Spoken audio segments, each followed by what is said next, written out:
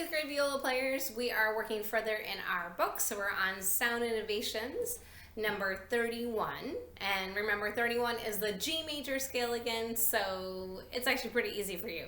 It's the same as before. Really, it's just for the violins and the basses, so they're practicing their upper version of the G major scale. But it doesn't hurt to practice it and practice reading the G string notes. So here we go. Number 31.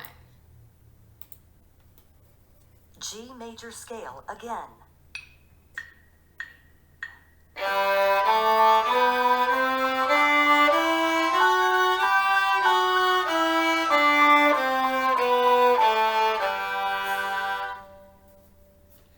Hope you have fun practicing the scale. Bye, viola players.